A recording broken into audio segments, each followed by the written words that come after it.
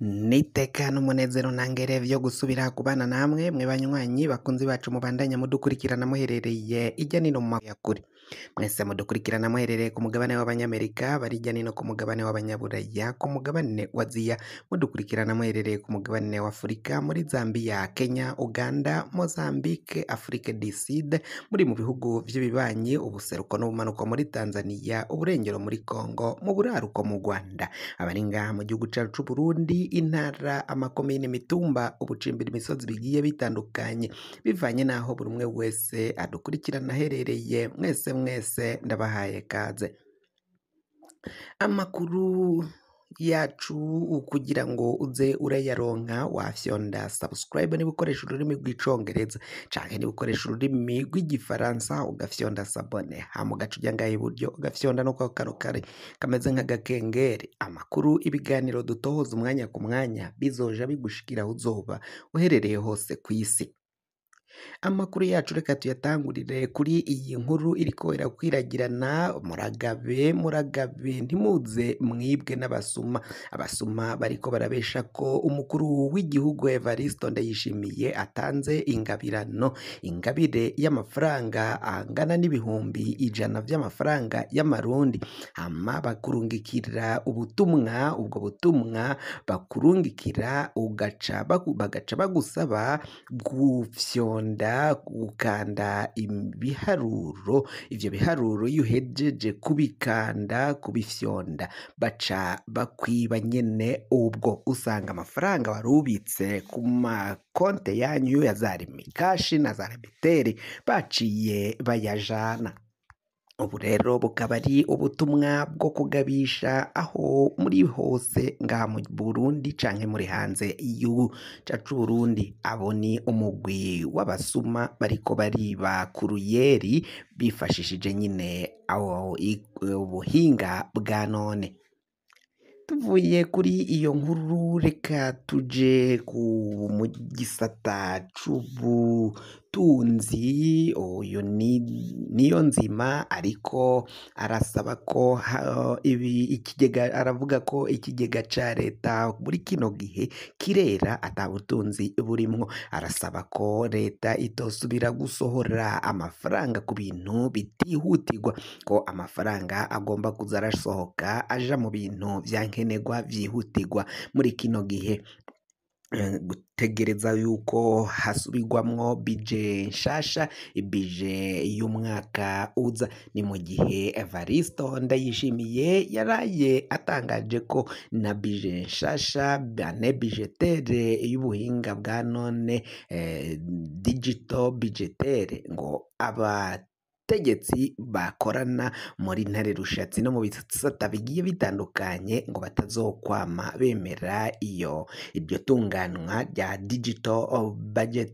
Ivyo rero biriko biravugwa na Evariste Ndayishimiye, akaba yerekana ko afise ivyiyumviro vyiza, ariko mugabo abo bategekana ari bo ngorane, ko batamworohereza na gatoyi kugira ngo abandanye akora imigambi y'iterambere ku benegihugu. Ngo ivyiyumviro n'imigambi abafise buza usanga hari abategetsi batayishira mu ngiro, abategetsi bagwanya imigambi y'ubutegetsi.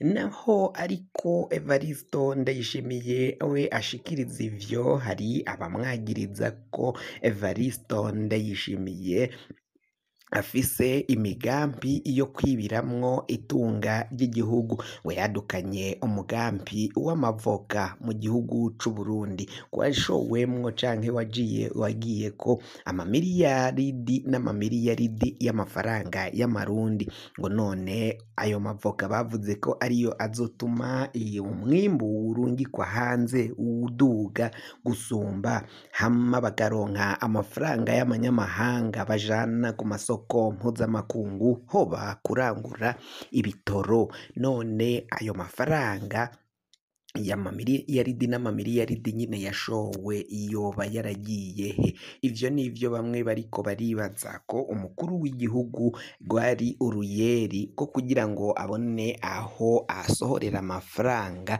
hama ayo mafaranga bace baja kuyashira mu mifuko yabo. Yaradukanye kandi umugambi w'urukwavu mu gihugu, none umukuru w'igihugu atanga urukwavu mu gihugu hose, gayo nayo nama nyanga y'ukungene bazovuga ko bayaguzemwo inkwavu zo guha zo gutanga ku banyagihugu, kandi baraciye biba ayo mafaranga bakayashira mu mifuko yabo. Ivyo vyose rero bariko baragiriza Evaristo Ndayishimiye, kuri ubu ngubu bikaba biboneka ko ari ingorane zikomakomeye cane ku gihugu, biratumye ubutunzi bw'igihugu buhasinzikarira. Nayo umukuru w'igihugu bakaba bamwagiriza ko adashoboye gutegeka, nawe ubwe yaraciye avyivugira ngo Imana nimutware, kuko ngo abantu yamuhaye gutwara, yamuhaye gutegeka baramuruhije kujya kwa Mosi ari mu bugaragwa n'Abayisiraheli bava mu Egiputa mu yimuka Misiri. Ivyo vyose rero biriko biragenda bibera ngaha mu gihugu cacu c'u Burundi, bikaboneka ko ubutegetsi bwa CNDD FDD bubandanya guhemuka, bubandanya gukora ibara, bubandanya guhemukira no kwica igihugu c'u Burundi. Evariste Ndayishimiye kandi arabandanya kuvuga ko hari abategetsi benshi bishe igihugu, ko ngo kandi ko ngo atakindi kibitera n'akamwana wa mama, no kugira ngo babandanye biba itunga ry'igihugu, babandanye amata atabava ku munwa, kuko yarashikirije ukungene mu bisata hafi ya vyose ngo yahejeje kwikorera amatohoza y'ukungene vyose biriko birakogwa n'abategetsi kandi bakavyica babishaka bavyiyumvira. Uko kwica ivyo umukuru w'igihugu avuga harimwo nk'aho yagiye mu gisata c'indero ngarasanga atahura ko hari abarezi abigisha 446 enseignante banyegeje muri liste y'abarezi, kandi badakora, bahembwa bicaye nyene, baronka agashahara ka buri kwezi, ata kintu binona, ataco binona, ataco bakoze bakoreye igihugu. Ngabo bagenda bararonka ayo mafaranga, bahembwa amafaranga y'umurengera, kandi ayo mafaranga yakabaye agira ivyo akorera igihugu. Bo n'abasuma b'abategetsi bo bakora bene nk'ivyo. Umukuru w'igihugu Evaristo Ndayishimiye rero akabona ko mu gihugu c'u Burundi harimwo benshi babandanya guhemukira igihugu cacu c'u Burundi, agasaba ko ivyo vyose bigomba guhagarara. Hari aho yari yavuze ko azobahindura ibikanganyoni, azobashira ku ruhande, ngo ni intambwe abanyagihugu biwe Imana yamuhaye gutwara, ngakama batwara neza. Ariko bikaboneka ko umukuru w'igihugu Evaristo Ndayishimiye avuga amajambo menshi, ariko gushira mu ngiro bikabura, bikanka. Ivyo vyose rero biriko bigenda bivugwa ngaha mu gihugu c'u Burundi, hakibazwa niba Evaristo Ndayishimiye hari ico agiye guhindura, na cane cane ko hariko haravugwa umugambi wo kumugandagura, umugambi wo kumukura ku butegetsi, umugambi wo kumwirukana mu butegetsi bwa CNDD FDD.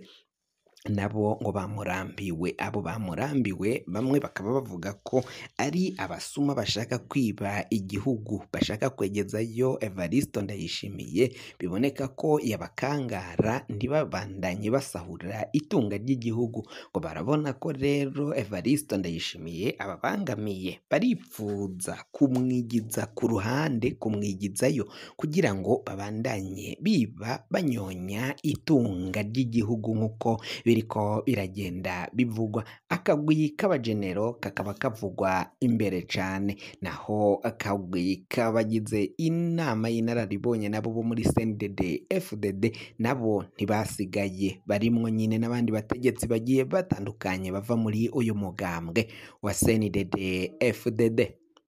Kugira ngo amakuru mwene nk'aya aza gushikira, wafyonda subscribe niba ukoresha ururimi rw'icongereza, canke niba ukoresha ururimi rw'igifaransa urafyonda sabone, hama uraca uja ngaha iburyo urafyonda no kwa kantu kameze nk'agakengeri. Amakuru, ibiganiro dutohoza umwanya ku mwanya bizoja bigushikira aho uzoba uherereye hose kw'isi. Mwe mwahejeje gufyonda subscribe kandi tukaba tubakengurukira cane, muri abo kubahwa. Amakuru yacu nakagaruka, nagahwane.